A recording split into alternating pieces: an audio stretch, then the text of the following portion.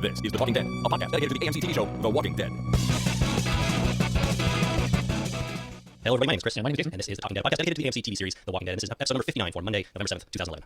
Happy November to you, Jason. Happy November to you, Mr. Chris. It is November. It is Movember. I'm growing a mustache in support of men's health. You already have a mustache. I have a mustache, yeah. Connected to your beard, but It's a goatee, though. It is a goatee. Why don't you shave off and just go for a mustache? You know, You could. If you shave that, now you have a spectacular mustache. spectacular. You think my mustache is spectacular? I never really thought about it before just now. Me neither. In the mirror, I didn't think what my spectacular mustache looks like. I have a couple for you. Would your wife support such a thing? Yeah, I think so. In the name of prostate cancer Absolutely. awareness, right? Good. I'm growing one. I shave down and I'm starting fresh, as fresh as I get in the mustache department. So I'm looking forward to having a full-on, what do you call them? Face duster? No, something duster. I don't know. Soup strainer? Yeah, soup strainer. There we go. I'm hoping to look like Tom Selleck. Yeah. Good luck to you. Thank you. Your mustache. Yeah, well, I figure it's possible. You never know. Yeah, it's possible. I'll send you your mustache. Oh my goodness, Tom Selleck. Yeah, I'll get the Ferrari from Maggie. And short shorts? Well, I already got I had the short shorts. I got that. I just need the card and the mustache. Yeah. So hey, Green's anyone out there who's also doing Movember growing mustache, and best of luck to you. That's all I have to say about mustaches. There you go. So we've got an awesome show today. We have a bunch of listener feedback. Of course, our recap of Cherokee Rose, and our segment on Holy Crap, did you see that? We've got everything good going on. So let us first take a look back at last week on The Walking Dead, which of course includes some listener feedback too. So last week was Save the Last One. It was episode number 3. The ratings come in as such: 6.09 million people tuned into the 9 p.m. broadcast. That equates to a 3.1 share, if you know what that means. It's 3.1% of all the measured households. That's Okay. there you go. And so that's pretty good. That's pretty good. Just over 3% of all people are watching. That's good. Which so overall is a slight drop from last week, although still more than double the nearest cable competitor.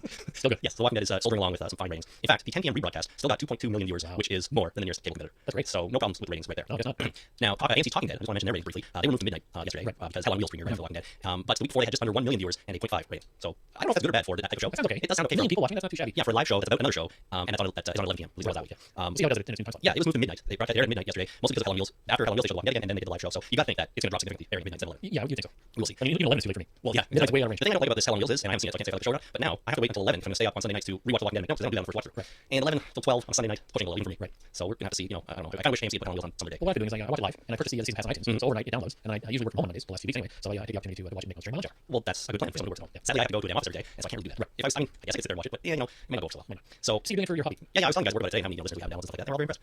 It's something I do this. I apologize for having to do this at the office. I'm taking my own personal time to do this. I have a sandwich, meatball sub while you're doing this, making notes, trying to get the meatball sauce, spaghetti sauce all over you while you're doing it. When did the first time one day we're going to I'm sure. Well, that doesn't seem very good. No, it was Was it very hot? No, it was that that stuff that you have a machine offices that you pop in a little cup of mixture and it puts hot water and it makes it bad hot chocolate and it doesn't go that hot. Okay. And it did sitting on my desk for a few minutes. So it cooled down and I poured it myself. Was it a good morning cup of hot chocolate? Yeah, it was morning. So did you go home and change, or did you sit there all day with hot chocolate all over your shirt? I took off the shirt I was wearing. I had a t-shirt underneath, so I just wore the t-shirt the rest of the day. But the hot chocolate that got on my pants just kind of dried there. And So you had crusty pants. I had some chocolate crusty Well, I'm pants. going to call you Senior Crusty Pants now. Senior, right? Senior Crusty Pants. Okay, very good. That's amazing. We'll take the name really later. Okay, let's get into some listener feedback. And we got this call from Ed in upstate New York with a kind of interesting take on the Gerber knives. Hey guys, it's Ed from upstate New York, actually not that far from Quebec. I was just in your discussion on the morality of having the knives placed as weapons in the show, and I'm certainly leaning towards the fact that what River is playing on is people going out and buying the knives specifically for the zombie apocalypse and have no intention of using them on humans, at least live humans. It's just like a meal ready to eat. People buy them and probably never need them, or eat them, or maybe try them and then realize they don't want to eat them again. So I'm sure River is playing on some similar things happening with people buying these, keeping them in their basement along with other supplies and provisions, and then never really eating them. All right, that makes sense.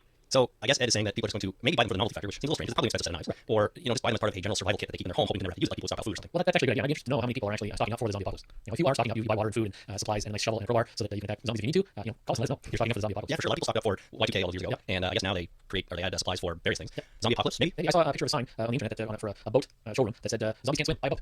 No, they're advertising. Yeah, buy a boat. You can just sail right around. Just leave. What are you doing? So get a boat, stockpile of food and weapons and stuff like that. You're set. Live in the ocean, or large lake like the Great Lakes, like where we live, and you're all set For a while. But longer than a lot of people. Oh, the Great Lakes, you know, there's a lot of fish out there. There are You can live on fish for a long time. I think it's pretty hard to catch fish in Lake Ontario. Really? Well, you got to be a deep sea fish to do that. I mean, you don't have to be in the middle of Lake Ontario. You can be near the shore as long as it's deeper enough so that if the zombies start walking towards you, you can go, oh, I need to paddle away 4 feet so that he can't jump up from the bottom to catch me. Yeah, true. You don't have to be that far from shore. I guess not. I'm still not convinced that all make fish in Lake Ontario though. It's probably there's too many people here. There's been over fish that polluted. Nah, people out there fishing all the time. Not catching much, I bet. I don't know, they wouldn't fish, they weren't catching anything. You know, well, I don't know. They might. Fishing like Superior. Okay, but that's a lot more remote than Lake Ontario. Yeah, Lake Superior, you're good. That's Well, yeah, I mean, my family's up from up there, so we'll buy a boat, stockpile everything up there. I like have to worry about getting up there in the zombie apocalypse. That'd be tricky. So Travis from Texas wrote in an email about the long timelines that we were talking about. He says one of the reasons we think these plot threads are so long is because we are overlaying our time frame over the time that has passed in the show. The show is progressing chronologically very slowly. It has only been about 3 weeks at the most that Rick has even been back from the latest episode of Cherokee Rose. It has been about a week since CC blew up. I have been forcing myself to slow down regarding the show and its story arcs since the show crams so much goodness into each day. And he's absolutely right. I'm not even sure it's been 3 weeks since Rick broke It hasn't been long. We figured on a previous episode that all season 1 was roughly 5 days, maybe 6. Yeah, something like that. If we can assume that after the CC blew up, maybe they were on the road for a week at most. Long enough to lose a jeep somehow. Yeah, well, we saw them in clips regroup and organize themselves and stuff like that, and then get going. And it didn't take long to get to the highway pile of cars, so I think a week maximum, maybe only 2 or 3 days. Yeah. And now Maybe it was the same afternoon. exactly, it might not have been that long. And now we are at the farm, and they said in this episode, I think that Sophie's been gone for 3 days. Yeah, it's been 3 days. So we're only 3 days into that. It hasn't been long. Right? So 5, 3, within 2 weeks, maybe 2 weeks since Rick woke up. So yeah, things are progressing on the show very, very slowly, and it's something that I think us viewers are really used to. Yep. You assume that there's more time passing when there actually really isn't, especially in the show. It's an interesting point. Yeah. Nick from Fridley, Minnesota, or Fridley? No, not Fridley. Fridley, that's what Fridley, Minnesota. He says, Fridley? no. Hey fellas, greetings from your neighbors from Minnesota. Do you think when Otis shoots a walker in the back of the head of town, the splatter from zombie gore could have gotten onto Shane somehow and infected him? Could it be a slow infection that has affected his mind the way it did? I hope this provides something for your show. So I don't know, Shane has mouth open and some zombie gore slashing it, and now he's all messed up in the mind. No, I don't think so. I think that they haven't really gone through that. Have they? Somebody has been well, Ed. They left by a tree. No, They left Jim by a tree. So they haven't really explored how long it takes for you to die and come back after you've been infected. What makes comment here really open for me is that it feels like they haven't, and I'm starting to feel this more and more, is they haven't really been all that consistent with some of the rules about this zombie stuff. We're going to be talking about Cherokee Rose later in today's podcast, and spoiler, one of the scenes involves a well with a zombie in it, and they talk about the water in that well being contaminated because the zombie is down there. If you can get infected by drinking contaminated water, why wouldn't you be infected by smearing yourself with guts in season 1, for example, or in season 2 on the highway hiding under dead bodies that are right on top of you? I think you have a slight misconception about it being contaminated. I don't think they're worried about being infected. Like if you go to a water source and there's a dead horse in it, you don't want to drink that water, regardless of whether or not zombies are real. Because it might have cholera. Yeah, it's a dead thing that is decomposing in your water source. That's what's happening here. I don't think they're necessarily worried about being infected. I think if there's a dead thing in our water source, we gotta get it out. Right. No, that that makes a lot of sense. Absolutely. I mean, they can't drink water that's something dead standing around. I wouldn't. No, definitely. Especially if it's, walking around and droning and making noises. I don't want to drink anything where dead things are making noises. I guess not. Yeah, don't anywhere near that. But regardless, to me, it feels a little bit like, and it could be intentional. These characters don't really know what's going on, right? It's only been 2 weeks or less, and they don't have a concept of what it means to get infected other than getting bitten. But essentially, if you get bitten, you're also, pretty much torn apart if there's any more zombie there. We can draw from the comic book. We know what happens in the comic when they've explored this, because they've had years to do this in monthly issues, whereas in the TV show they haven't explored that yet. Right? So if we draw from the comic book, we know that if you get bitten, that you get a fever and you die within 24 hours. Right? And so if Shane got some of the zombie gore in his mouth and was infected, he'd be dead by now, and he'd be walking course. Yeah, if that's what infection means. Yes. Right. So we haven't really explored that intelligence, so we don't know what happened. Yes, I think that if he was infected, the fact that he got something in his mouth would have been more prominent and not just something you may have noticed. Yeah, exactly. It would have been significant, and it would have highlighted that and made sure that the audience knew that he swallowed a bunch of gore. He would have been standing there with his mouth open and a big blob came over his head. Yeah, he swallowed something, he'd puke, and he'd spit it out, he'd be worried about it. Yeah, all that kind of stuff. So not infected, at least not due to that scene. He's infected by his own mind. Oh yeah, he's definitely losing it in other ways, that's for sure. So we got a few emails here on Shane and Otis' situation, speaking of them. Justin from, you didn't say, right, says, in your last episode, but say the last one, you asked a question about what happened to Rick's gun at school. If I remember correctly, I believe Shane used it to beat Otis in the head in order to make him let go of the backpack. I'm not 100% sure Shane took the gun with him, but he was the last person in possession of it. And this is my question. Shane told everyone to sacrifice himself, but if it comes out that he is in possession of Rick's gun, would that raise questions among the group as to the truthfulness of Shane's story? I don't see Otis giving up Rick's gun just before running off to his death as a plausible story. Right. So first of all, I went back and watched it, and there is a scene, you do see him grab the gun and clobber Otis with it. Yeah, you definitely see him take that gun, so he has it, so he brings it back to the camp to Rick. And Justin's, he might be right, Yes and no. I mean, we're gonna cover this in the actual when we review the show, but they buried something, right? When they had the funeral for Otis, so I assume they went back and got what was left of him. And if they did that, even if the gun were left behind, which it sounds like it wasn't, they would have got it then. Yeah, it's true. I don't know if they necessarily went back and got something. I mean, you can have a funeral for someone whose body is unrecovered. That's true. Happens in the military. Why a big pile of rocks then? It's just a monument to. Think so? Yeah, what else can you make a monument of? Well, I was assuming that they went back and got Otis's remains. No, okay, maybe his, maybe part of his head was left. Who knows, like something. Bones, I don't know. Keith writes in and he says, "We're discussing why Shane wanted Otis rather than wounded Otis rather than shooting him in the head. The answer is simple. A wounded man screams and loud sounds attract zombies. There was no way that Otis and Shane both made it. Shane could alone, so long as he was alone. Otis was shot as a distraction. This doesn't negate what Shane did, but I can understand his reasoning. I think we're going to see Shane slipping down from the needs of many to the needs of the few to F you. I'll shoot you all in the gut. That's what I have to do to survive. And it'll be interesting to see Rick's reaction to his friend as this modification to his personality takes place. Very true. Yeah, definitely. Well, we talked about Shane. He's totally losing it, and I think he is going to get to the point where I don't care what I do. I'm living. Yeah, sort of thing. As a general rule, dead men don't scream, but that's not necessarily true in the show because dead men do yell, run, drone, and whatever. The ones who are about to be dead tend to yell a little louder. Yeah, he was thinking a little bit ahead. Shane was when he shot Otis in the leg rather than in the head. I agree with you. I don't know if he was thinking ahead, but he was thinking something. It was if he yells, he's going to attract more zombies than if he doesn't yell. Yeah, maybe. There was something going on. Finally, Clyde in Maryland says, what if Shane killed Otis because he held him responsible for what happened to Carl? I don't think the horde zombies behind him were a real threat because he took what seemed like 5 minutes to shoot out his take off his belt, try to choke him out and shoot him again. I just can't seem to rationalize his thinking. If it was to slow down the zombies by sacrificing Otis, and he was trying to come up with an alternative reason besides being just batshit crazy. Well, he was wounded, he was limping, right? So he knows if he was at full power and didn't have a hurt ankle, sure he could have run. He just outrun Otis. Just Otis is not going to be able to run as fast as Shane. You wouldn't think so. So Shane would just take off and then that. But Otis is carrying a backpack. He needs the bullets in his backpack. So he either needs to Otis needs to speed up or he needs to be able to run with both backpacks on. And I guess he figured taking him out, and of course the added benefit of the zombies are now distracted. Yeah, and he can get away easier. I think it was all calculated in Shane's head. Well, a lot of people seem to have thoughts on what was going on here. So if you've got any more, by all means send us in your emails or voicemails on the phone line. There's lots to talk about in regards to Shane and his current mental state. That's for sure. Oh, yeah. All right, Jason, it's time to get into this week's recap of the latest episode of Walking Dead. Cherokee Rose. That's right, it's called Cherokee Rose, and we did I did some speculating last week on what the title meant, and I'd say I was pretty far off. Why would you speculate? I speculated that they would find Sophia alive and well, and it's because she survived by eating the cherokee roses that she found. Nope, she ate sardines. Absolutely ridiculous, obviously, but yes, she ate something else. So let's start our recap. We open with the group gathering Rock's Rose's funeral, and while they're doing that, the rest of the group from the highway drives up and all the vehicles. Yeah, everyone's back. very loud motorcycle. Oh, that motorcycle's so stupidly loud. Stupidly loud. Cut inside the farm, Carl wakes up and asks if Sophia is okay, and Rick tells him, yeah, she's fine, nothing to worry about. Outside, the group gets a quick update on Carl's status, and then we get into the funeral for Otis. Herschel says, Otis, who gave his life to save a child, now more than ever, our most precious asset, referring to the children of Otis. Otis is our most precious dead asset. Yeah, that's right. Herschel asks Shane to say something, but Shane refuses. Then Patricia pipes up and asks him to say something so she knows Otis' death had meaning. Shane recounts his story and ends with, Otis saved my life, and Carl's too. If any death ever had meaning, it was his. And he looks pretty dumb in Otis' clothes. Yeah, he does look pretty bad in those clothes. They're not quite as oversized as they might have been, but they look a bit goofy, absolutely right. Yeah. They well nowhere. So we go to credits when we come back. They are planning to continue the search for Sophia. And a few things about this conversation. First of all, Shane talks about gun training, and Herschel tells him that he doesn't want her to be armed on his farm, but they agree to leave Dale armed and on look duty because they figure they'll be look duty and everyone will feel safer. Maggie also decides that she wants to go to town to get some supplies from a pharmacy, and she agrees to take Glenn with her. Yeah, because Glenn is our go-to-town specialist. That's right. It's not a really good idea. Let's all go to town. Shane and Laura have a side chat, and she tells him that she meant it when she told him to stay. That's good. Stay with the group. She doesn't want him to leave. Well, now Shane's going to stick around instead of bailing, right? Yeah, exactly. We don't want him to just take off. That would be very anticlimactic. Glenn and Maggie, she's asking him to go with her, and they kind of make a sex joke here. Another one. She says, "If you're fast on your feet, you know how to get in and out." And Glenn's like, what? Glenn's all over it, yeah, definitely all over it. She also at that point explains to Dale about the wells they have on the property. Five, lots of wells.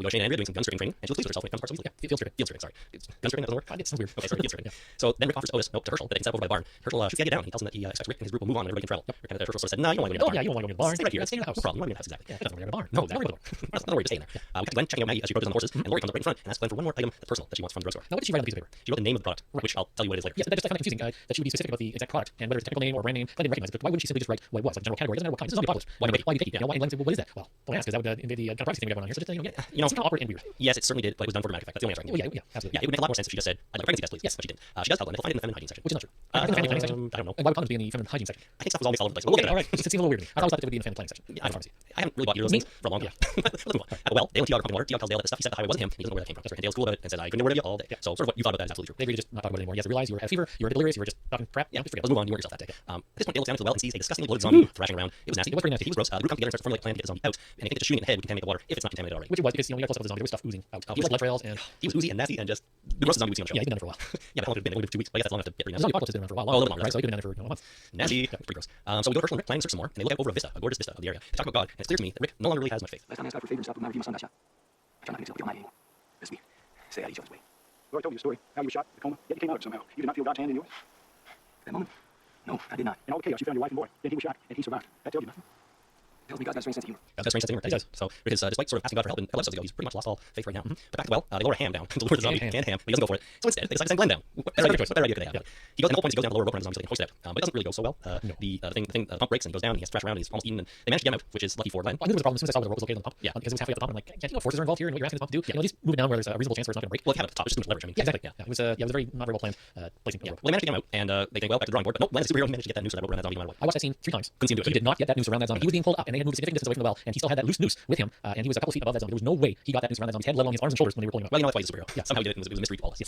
Still, I don't think a great plan. Send a guy down there trying to do that. I mean, not smart. Rope breaks, pump breaks, anything could go wrong in these folks. Why didn't they just try and drop the noose on his head? Yeah, and the zombie wasn't moving around that much. He was just standing there looking at a hand. Spend a day, drop the noose on his head to see if you can lasso. Yeah. What about maybe they had a big grappling hook of some kind. You don't have to actually get a noose around and pull him out. It's not like you're rescuing a toddler from a well. You're hooking the zombie. No, you can put hooks into his flesh to get him out. You don't have to care about that kind of thing. Nope, I have a feeling that wouldn't work either. However, you're right. They could try something else before sending a guy down there. But we got to Daryl's in the woods and he comes across another farmhouse. Inside, he finds what looks like a little bed with a blanket and pillow and a closet with some food. Yep. It appears that someone has recently been there. That's true. He searched that whole first floor, and that was it. He didn't go upstairs. There was a basement and upstairs. He did not search those. Now we can maybe assume that he did, but we didn't see him do that because we got the next scene coming out of the house and he's calling Sophie's name. Yes. Maybe she's just hiding somewhere in the area. So, but he comes out. She doesn't come running, but he does see a Cherokee rose growing nearby. A white rose. Back at the well, the building zombie out and he gets stuck sort of half over the lip, and then rips in half. Yeah, in a really disgustingly nasty way, with all the lower half of him falling back in, finishing the job of the water contamination. That's contaminated for sure. It was the nastiest thing I've ever seen on TV. Pretty gross. Like I've seen some gross stuff in movies. I have watched the Human Centipede, but nothing in that movie was quite as gross as this. I watched the Human Centipede. I saw it at Toronto Dark last year with Dave, and there's some gross stuff in that movie, some stuff that's hard to watch. But this, I don't know, for TV certainly this was just disgusting. The whole thing with that zombie in the well was pretty nasty. It was. He looked gross to begin with, and then just tearing in half and like, oh, it was so nasty. Like, I'm really over it. My wife said she felt like vomiting at this point. It was so gross. Okay. Do you think they ever did? No, I think they did it just right. I think it was super gross, and it was excellent. Yes, Nick Darrow has he really has. Where can they go from here though? When you see something like that, I mean, anything up the ante on the gross factor, that's a pretty high bar to set. Somebody's gonna swallow some gore. They have to now. More than enough. Yeah, you're right. Maybe Yeah, so that's gonna be really gross. Well, T.O. finishes the job on this zombie by smashing him in the head a few times, and now he looks disgusted and walks away. Okay. I don't think she. Yeah, no kidding. I don't know if she's seen a lot of zombies being killed. Not a lot. We don't know. Now after visiting highway, he leaves some supplies for Sophia, Shane, Andrea, and Carol in the woods for target practice. Or at least look for spot for target practice. That's true. They find somewhere that they're being suitable, but we don't actually see him shooting stuff. But when they get there, Shane tells her, Andrea, that is the difference between target practice and killing an actual person. He says if you kill somebody, you have to turn off your emotions basically and forget it. But he finishes with, I guess I haven't quite got that last part down yet. Well, you gotta practice it. Yeah, you do it once, but you don't practice it perfect. And I guess even as a police officer, you don't really kill that many people in the line. No. You're not supposed to, that's for sure. But hey, Shane, maybe I don't know, maybe he was done to a great man. I don't know. He's getting there now. He's looking more. So Glenn and Maggie are approaching the pharmacy. They're having an awkward conversation, and Glenn says something. But I usually do this alone, solo. For some reason, yeah, for some reason, I totally see him going solo. Han Solo. I don't know why, but he didn't. And so they go to the pharmacy and look for stuff. They seem to find what they need, including Lori's personal item, which is called True Blue. Now this appears to be the TV version of Oceanic Airlines for airlines. Oceanic is used on one show, I believe, as a generic airline. Right. True Blue is the generic pregnancy test of TV shows. Oh, is it? Yeah, it was used on 24. Oh. 24 is what I looked that up. I was searching for True Blue online. That's the only reference I could find to it. Right. So that's what they use. At this point, Maggie walks up, and of course, Glenn happens to be holding condoms at this moment. From the feminine hygiene section of the pharmacy. That may not make a lot of sense, but they, of course, have another awkward conversation. That's general stuff. Condoms. You got a girlfriend I know about? I mean, no. Then you're free confident that. No. I wasn't. I would What's never. wrong with me? No. I would never have sex. I'm lost. I'll text with you. And then they do. All right. Glenn pulled the Shia LaBeouf here with no. That's all he could really say. It was hilarious. I don't know. It was so awkward. It was kind of weird in my opinion. Well, from personal experience, I know that some women find awkward guys kind of cute. Does that work for you? It has in the past, not always, but in the past, being an awkward bumbling fool actually works sometimes. Well, it seems to work on Maggie, or she's just kind of desperate and lonely. Yeah, not that you have to be desperate to do it. Well, I think she likes Glenn. She likes Glenn from the beginning. This is just an opportunity, and she kind of finds his personality very kind of cute. Yes, his personality is good, and I think she finds him useful. At least for this. Yeah. All right. So back to farm, Rick tells Herschel he has to reconsider making him leave. Rick says he's asking for his son, and says he feels like he fails him every day. After Herschel then recounts what his father was like, he agrees to consider it. Let him stay. We see Glenn and Maggie then come back. Glenn is being all goofy still, of course. Yep. And Lori comes out and he gives her the item, which is the pregnancy test. As the viewers, we don't know 100% yet what it is. Right. They know now, of course, while we're watching it. We didn't, that's why I'm calling it the item. And then Daryl takes the rose he picked into the RV for Carol. He relates the legend of the Cherokee rose and tells her that I believe this one bloomed for your little girl. The funny thing about this is, to me, it kind of sounded like he's saying she's dead, and here's the flower. No, I think it's holding on hope. It's hope, not well, the legend of the Cherokee rose he explains. I don't want to go too much into it, but it's the when American soldiers are removing native people from the land, or were they were removing a lot of the children died in the process, and all the mothers cried so much that their tears were down to the earth, and these flowers grew from their tears. A lot of children were killed, and he brings her one of these flowers, as they know she died, but this flower grew in her place, kind of thing. Now, as he's stepping out of the RV, he says to her, she's gonna let it because Carol cleaned the place up. I don't think he believes that she's dead though, because he found the bed that she made in the pantry, or that somebody made in the pantry, and the food that somebody was eating, and he believes that she's able to survive. Is out there somewhere. No, I think so too. It felt like a strange story to relate. The flower's nice and all that, and Carol seems to take it well, but it felt like a bit of a strange story to relate when your child has gone missing for this long. Yeah. So it was a nice scene. Seemed to be Carol for there. Inside the farm, Carl wakes up and Rick tells him he lied about Sophia. Carl jokes, and then about them both being shot. And Rick gives him the sheriff's hat. Yep. Something we've sort of been waiting for it to happen. Yeah. Nice. It is really nice. Then we see Rick getting dressed for the night, and he's putting away his badge and with his uniform in a drawer, and he seems to be giving up his pop persona. I think he is. I think he was putting those things away for good. Well, Lord comes in and hugs him and tells Rick to stay with Carl a while longer, but she also asks him, are you putting those away? It was hard to understand that dialogue. It was kind of mumbled, but he doesn't respond. But yeah, you're right. It seems like he's putting that stuff away. He's no longer a police officer because the world doesn't need cops anymore. It now needs people that can get the job done, or needs anyone who's willing to step up. And another way, he's becoming more and more the everyman. Anyways, Lord goes outside. She walks out into a field, drops pants, and takes the pregnancy test. Drops trow. Sorry, takes the pregnancy test, pees on it, and we have blue +9, meaning almost immediately. Yeah, it's not that fast. I know personal experience, but it's positive. It is positive. You are with child. She is. The end. So we have pregnant Lori, and I'm a little surprised. A little bit surprised. Why are you surprised? Well, because to me, I feel like this pregnant. I've always said all along that Jenner whispered to Rick in CC that your wife is pregnant. Right. So why would they not reveal this in that manner, whereby Rick already knows, and he reveals it to her that she may know too, but more from a woman's intuition or signs of pregnancy type of thing. Right. And Rick reveals it to her. Now because she's found out herself, whether they're going to have a strange dynamic where Lori and Rick both know that she's pregnant, but they don't know that each other knows, right? Which I think would be strange. Or what Jenner told them is something else. Well, I think that this is what Jenner told them, and this is the same situation. We're going to get to a Three's Company situation now, where the audience knows something that the characters do not. And we know that they both know, but they're not telling each other, and then we're in Three's Company. It's hilarious, right? Whereas in Zombie Apocalypse, it'd be like, talk, the two of you get together and talk about what's going on. Yeah, so it's going to be frustrating because we know they don't. You don't think this is really the right kind of show for this sort of scenario? And I agree with you. Yes, it's a very Three's Company kind of thing. There was something misunderstanding. Yes. You could be right. I'm slightly more inclined to think that maybe I was wrong about what Jenner whispered, and maybe it is something like you're all infected, you're all going to die, or you're all going to turn into zombies no matter what, whether you're bitten or not. And maybe this is sort of a way that writers and everyone involved in the show is sort of turning things around with the viewers a little bit, right? We just expect one thing and then not go that way at all. Or maybe with Shane the werewolf. I sure hope that's not it. Zombies might have werewolves. This is True Blood, dude. Didn't you see Road Trip coming up one day going, of all the changes we made to this comic in the TV version, I think the best one was werewolves. Yeah. Adding werewolves. Yeah, we're literally again. Werewolves undead. We can have vampires. We can have walking skeletons. There's all kinds of stuff. We got a lich. I believe we tried to list all the undead creatures we can think of before, and yeah, why not throw them all in there? Poltergeist. It's all good. But it doesn't work here. The whole world was built on a burial ground of some kind. Yeah, of course. Hey, and that's it. That's our recap of Cherokee Rose. If you have any thoughts or comments, by all means, send us an email talking to podcast@gmail.com or call the voicemail line 1-866-483-ZOMB. And I realize I always say Z. We have a lot of American listeners. For you, I just like to say 483-ZOMB. There you go.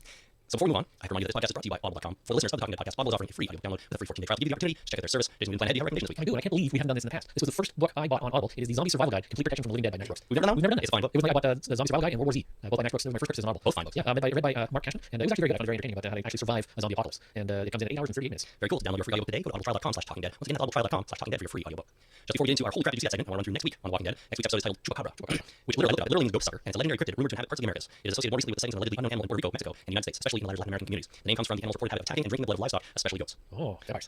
You may be on something. blood drinking, yeah. The description from AMCTV.com for this episode is: concerned for their safety, the group makes a plan. One that Herschel disagrees with adamantly. He makes it clear the group is fine and safe for now, but not indefinitely. Again, it sounds like the episode that just happened. It really does. What's the plan? Oh, we want to live in the barn. Yeah. No, you can't live in the barn. I'm not going to tell you why. Barn is occupied. By cows and other inhabitants. That's right. So this episode is directed by Guy Ferland and written by David Leslie Johnson, and it's on next Sunday night at 9. Excellent. Look forward to it. Very good. All right, with that out of the way, it's now time for this. Holy crap! Did you see that? All right, before we give our picks this week, I'm going to play a voicemail from Dave. Hello, you handsome bastards. It's Dave calling from my producer that pick of the week. And I'm going to tell you something that I think we really talked about yet. I could be wrong. In the opening credits, you'll note that it says based on the graphic novels by and not based on the comic books by. So I just thought it was an interesting phrasing for the public. Discuss. Bye. So that's Dave's choice. In the credits, the opening credits of the show, it says graphic novels and not comics. What do you think, Jason? Is there significance to this or not? I'm not a comic book guy, and I don't know exactly what the significant difference is between those two things, other than, no, I really don't know. Dave, interesting choice, first of all, but I don't think there's any significance to it. Now, I'm not saying it's a bad choice. I certainly wouldn't do that. It's interesting. To me, comics are typically one issue of a comic, and a graphic novel is a collection of issues of a comic. So when you think about it, a TV show is, it's certainly when you look at a season, the whole season, it's like a collection of episodes. So it's kind of a graphic novel-ish. There's a parallel there. Right. I don't know, I'm reaching. Well, Wikipedia has a graphic novel definition. The graphic novel's narrative work in which the story is conveyed to the reader using sequential art, in either experimental design or traditional comics format. Doesn't help. No, not really. Sorry, basically the whole sentence doesn't help at all. Interesting choice nonetheless. We also got some choices from listeners via email. Justin wrote in saying episode 2, when Shane and others start to school, the zombies had no problem keeping up with the two relatively healthy men as they sprint through the yards like buildings. However, in episode 3, when Shane and others are suffering from injuries sustained during fall, the zombies seem to move much slower than ever, so much so that both men have the opportunity to fall down, crawl a little, and get back up before the zombies close up any space. If zombies face their pursuits beyond the speed of their prey, wouldn't it be safer to simply stand in one spot? That's true. What do they call it? When you're in racing games, if you go slow, the cars will go slower. And if you go super fast, all the cars will go super fast. It's the same kind of thing. It's called dynamic Or adaptive AI or something. Yeah, like that. what's the word I'm looking for? Things get harder. We can set difficulty settings. Yeah, adaptive difficulty. Right. Maybe that's how the zombies work. If you're going fast, they go fast. If you're going slow, they'll Well, I've written exams for certifications, like computer certifications that have adaptive questions. If you do really well questions, they give you harder questions. Sure, well, that makes sense. That doesn't make sense. It's a pain in the ass. Well, for that, it I don't doesn't. want the test. I don't want you to adapt to the test and give me a hard test because I know some of the answers really well. Okay, good point. If you study hard, you should do well, not get harder exams. That's right. Okay. Well, it's an interesting. It is. It's an interesting point here that Dustin has. The zombies do seem to sometimes be a little quicker than others, and I don't know if it relates directly to the state of our living characters, but that's the way it is. Maybe zombies are all controlled by a lich behind the scenes. They don't want to quite capture and kill all the humans. He wants to toy with them. So he doesn't quite allow them to catch up with inner humans. He wants to You're all about the liches tonight. Oh, liches are in control of everything. Okay. Well, Michael also wrote in and said, I think everyone missed the point where Dale leaves the top of the RV leading Carol and walks off on his own. This was in the last episode. This is a strange shot to include in a show where every shot counts. What's going on? Well, here it is. Dale knows where Sophia is. She is a zombie. Dale found her in his scavenging and doesn't know how to tell everyone. Next episode, Cherokee Rose. What else would you put on the grave of a child? That makes sense. Yeah, it really does. Now, we know that didn't happen in Cherokee Rose. Do we really? I mean, we know that yes. Well, we know they didn't put the flower on her grave. We don't know if she's actually alive. And I was wondering about that scene. Do you remember that? He goes off, he kind of walks down the road and looks around. We're never explained what he's doing, what he's looking for, or anything. It's just he sort of, I don't know. You can walk about. It happens. I've done it. But there needs to be a reason for it. No, I'm not walking away. There's no aim or goal. It's just like, no, I need to go someplace and just walk. There needs to be a reason on a TV show for it. I think so. And there didn't seem to be. It's just like Michael says, he seems to just wander off, no reason when, every shot on a show needs to count for something. Well, that would be nice in the ideal world. I watched lots of television shows where why do you do that? And the only reason I came up with was within the script.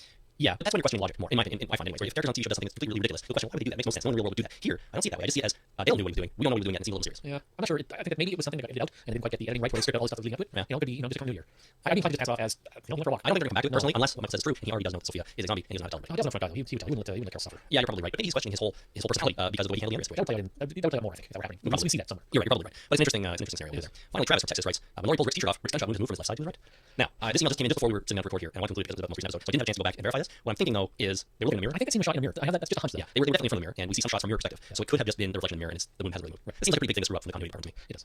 So we'll see. You gotta have shirt off again at some point, and we'll find out. Okay, let's get our choices for Holy Crap Did You See That? Jason, what is your pick this week? Right at the beginning, where they were finding the search for Sophia, and then Shane was saying, okay, what happens if we find her and she's been bit? We have to plan for that. And then I forget who said it. Andrew said, do what you gotta do. And then Maggie says, what are you gonna tell her mom? Oh, and that's when Andrew says, tell the truth, obviously. And then Maggie and Herschel have a look, like, maybe we should store her in the barn for when it's here. And Herschel kind of sits there and goes, don't say anything yet. Not yet. We can't tell these people yet. Don't go to the barn. Don't go to the barn. There you go. Don't Don't look at the barn. I mean, it's a farm. You got nothing to do when you're wandering around all day. I've been on a farm. You go to the barn. You're at least gonna walk past it and maybe hear something. Yeah, because they don't put barns way off someplace where nobody ever goes. No, that's their barns are there to be used on a farm, right? So, And if there's not animals in there, why not move some people in there if you need to? and that's the whole talking. The photograph you see, there was a look between Herschel and Maggie. There's something going on, and I know exactly what it is. Well, that's a really good pick because I have the same one. Did you? Yeah, no, that's a fine pick. I really like it. In the interest of changing on the spot, I'll go with what we've already talked about when the zombie tears in half. That's pretty gross. That's so nasty. just to reiterate. Yeah, that's pretty nasty. Holy crap! Did you see when the zombie torn? See how that works? His spine was still attached, like it was just the upper part of his chest was still left, and the middle part and bottom part all fell down, but yet his whole spine was still there. Slid right off. And when the gore was expanding around, it almost looked like little maggots were coming up. I think it was just the water and goop flowing up from his intestines and so on. Pretty nasty. There is a video on AMCTV.com on the Walking Dead site of Spotlight on that zombie, how he did it, and all that stuff. And in some ways, it's similar to Bicycle Girl because after he tears in half, he's wearing the blue pants and they edited out his legs and everything in there. And they do get into doing makeup on that guy a little bit because it's pretty intense. And then what they needed to do in the dummy to make his kind of midsection explode and turn into nothing but goop. So I highly recommend you go and check that out if you have a chance. All right, that's going to do it for episode 59 of The Talking Dead. Thanks for listening, everyone. If you want to contact us, by all means, do so at 1-866-43-ZOMB. You can find us on Twitter at Talking Dead or Facebook.com/The Talking Dead. Finally, send emails to talkingdeadpodcast@gmail.com. There's been lots of activity on our Facebook page in the last couple of weeks. It's awesome. To be fair, I think a lot of people are looking for AMC's Talking Dead, finding that and then commenting. But you know what? Hopefully, if you do that, you realize that it's us and you stick around for a while. But no matter what, there's an activity there. I've been participating a little bit, and I appreciate everyone posting those messages and comments and such. It's very good. You can use all those ways to contact us too if you want to send in your own choice for holy crap, did you see that? We'd like to get those from listeners and get them on the show. We want to build up a group of those, because then we can say, look back one day and say, holy crap, did you see all that? Did you see that? Those? Did you see all of them? So until next week, when we're back to talk about Chupacabra for The Talking Dead, my name's Chris. And my name's Phil Jason. We'll see you next week. Bye.